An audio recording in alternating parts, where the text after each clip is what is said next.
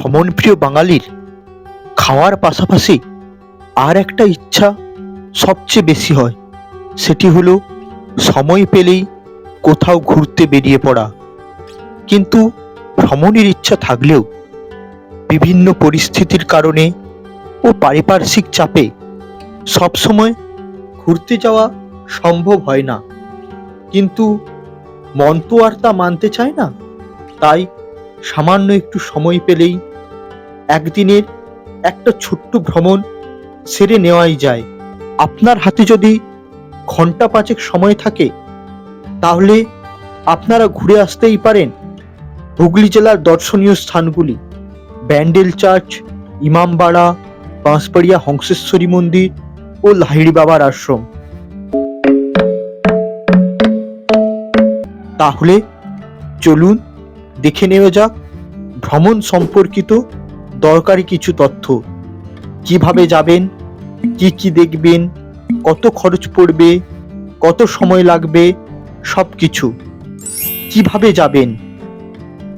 হাওড়া অথবা শিয়ালদহ স্টেশন থেকে ব্যান্ডেল অথবা বর্ধমান মেইন অথবা কাটোয়া লাইনের যে কোনো লোকাল ট্রেন ধরে চলে আসুন ব্যান্ডেল স্টেশন।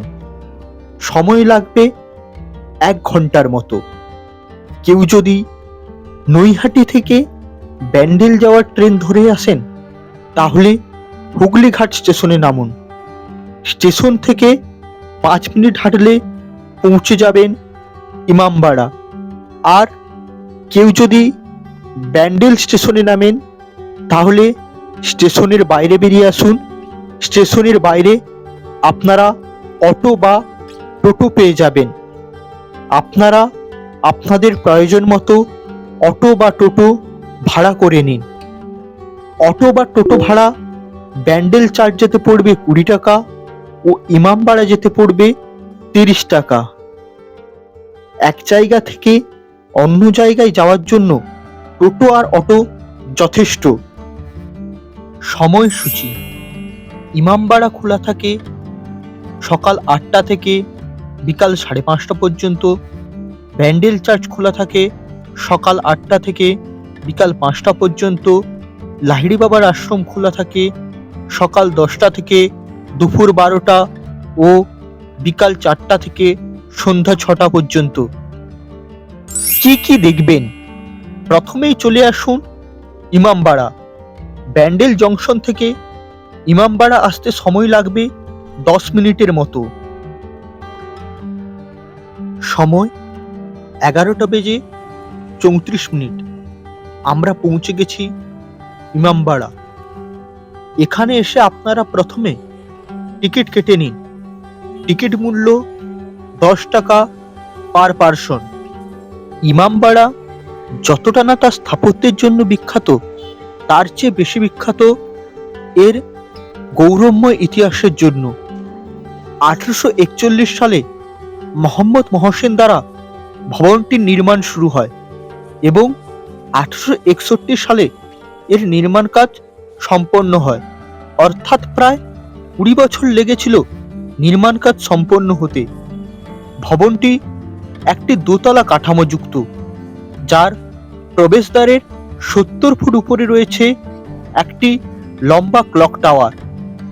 মসজিদের দেওয়ালে খোদাই করা রয়েছে কোরআনের জটিল নকশা ও পাঠ। মসজিদের অভ্যন্তরভাগ মার্বেল এবং ঝুলন্ত লণ্ঠন দ্বারা সজ্জিত। মসজিদের বাম ধারের ঘরগুলি মহরমের সময় ভাড়ায় দেওয়া হয়, আর ডান ধারের ঘরগুলি বর্তমানে মাদ্রাসার কাজে ব্যবহৃত হয়। 150 ফুট উঁচু মিনারটিতে উঠতে হয় 152টি সংকীর্ণ সিঁড়ি বেয়ে। মিনারে ওঠার জন্য ডান দিকটি পুরুষদের জন্য ও বাম দিকটি মহিলাদের জন্য সংরক্ষিত। মিনারের নিচের তলার ঘরে রয়েছে ঘণ্টাগুলি। তার নিচের তলার পুরো ঘর জুড়ে রয়েছে ঘড়ির যন্ত্রাংশ। ঘণ্টাটিতে রানী ভিক্টোরিয়ার মুখ খোদাই করা রয়েছে। এখানে যে 3টি ঘণ্টা রয়েছে, তাদের ওজন যথাক্রমে 80 মণ, 40 মণ ও 30 মণ। ছোট ঘণ্টাটি 15 মিনিট অন্তর ব্যবধান বোঝাতে ও বড় কাঁটাটি 1 ঘন্টার ব্যবধান বোঝাতে বাজে। মিনারের একেবারে উপর থেকে আপনি হুগলি নদীর মনোরম দৃশ্য ও জুবিলি ব্রিজ উপভোগ করতে পারবেন। মসজিদে যে ঘড়িটি রয়েছে সেটি লন্ডনের বিগ বেনের পরে দ্বিতীয় বৃহত্তম ঘড়ি। 1853 সালে ঘড়িটি কেনার সময় এর দাম পড়েছিল 11,721 টাকা। আর এই ঘড়িটিকে চালু রাখার জন্য সপ্তাহে একবার 2 জন লোকের প্রয়োজন হয়, যার চাবির ওজন হচ্ছে 20 মণ। সেই চাবিটি দিয়ে ঘড়িটিকে চালু রাখতে হয়। মানে ভাবতেই পাচ্ছেন চাবিটির বা ঘড়িটির চালু করতে কতটা পরিশ্রমের প্রয়োজন হয়। ইমামবাড়ার ভিতরে একটি উপাসনা গৃহ রয়েছে, যেটা জারিদাল নামে পরিচিত। এই উপাসনা গৃহে অনেক কিছু দেখার জিনিস রয়েছে। এছাড়া আপনি এখানে বসে প্রার্থনাও করতে পারেন। উপাসনা গৃহের ভেতরে ফটোগ্রাফি ও ভিডিওগ্রাফি নিষিদ্ধ। ইমামবাড়াতে কিন্তু একটি ঘড়ি নয়, 2টি ঘড়ি রয়েছে। আর একটি ঘড়ি ইমামবাড়ার পেছনের দিকের খোলা জায়গাতে রয়েছে, যেটি একটি সূর্য ঘড়ি, যা এখনো সকাল থেকে সন্ধ্যা পর্যন্ত সঠিক সময় নির্দেশ করে চলেছে। মূলত ইমামবাড়া হচ্ছে শান্তভাবে কিছুক্ষণ কাটিয়ে ওঠার জন্য একটি চমৎকার জায়গা, একটি স্থান যেখানে আপনি স্থাপত্যের পাশাপাশি প্রকৃতির বিস্ময়ও দেখতে পাবেন।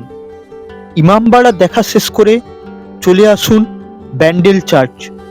ইমামবাড়া থেকে ব্যান্ডেল চার্চ আসতে সময় লাগলো 6 মিনিটের মতো। সময় 1:11 আমরা পৌঁছে গেছি ব্যান্ডেল চার্চ। ব্যান্ডেল চার্চ পশ্চিমবঙ্গের প্রাচীনতম খ্রিস্টান গির্জাগুলির একটি। এই গির্জার পোশাকি নাম the Basilica of the Holy Rosary. এটি 1660 খ্রিস্টাব্দ নাগাদ নির্মাণ করা হয়েছিল। গির্জাটি মেরিমাতা নোসা সেনোরা দি রোজারিও ও আওয়ার লেডি অব দ্য রোজারির প্রতি উৎসর্গিত।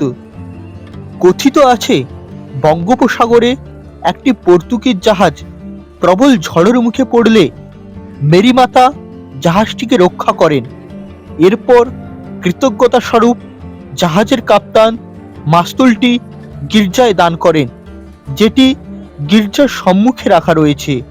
এছাড়াও গির্জায় মেরির একটি সিংহাসন, 3টি পূজাবেদী, একটি পাইপ অর্গেন ও কয়েকটি সমাধিপ্রস্তর রয়েছে। ব্যান্ডেল চার্চ প্রত্যেক বছর 25শে ডিসেম্বর থেকে 31শে ডিসেম্বর পর্যন্ত বন্ধ থাকে। সময় 1:33।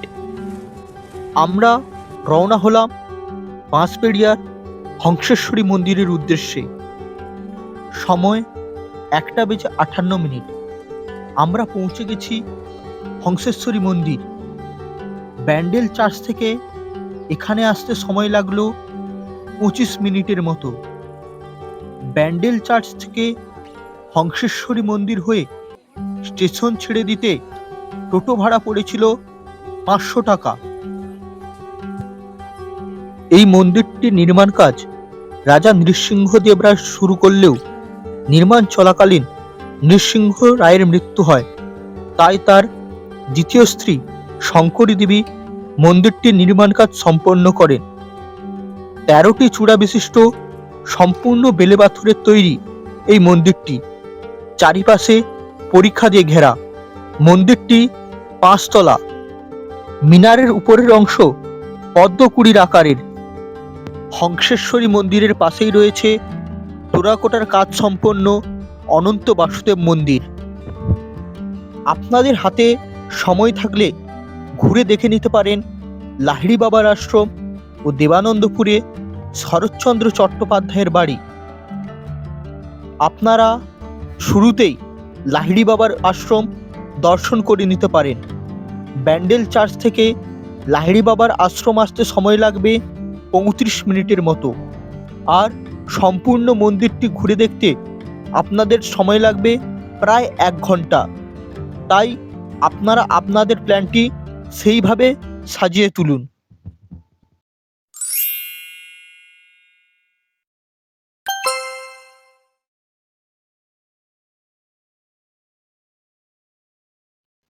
ভিডিওটি ভালো লাগলে অবশ্যই লাইক, শেয়ার এবং সাবস্ক্রাইব করার মধ্য দিয়ে পাশে থাকবেন এবং খারাপ লাগলে অতি অবশ্যই কমেন্টের মাধ্যমে জানাবেন।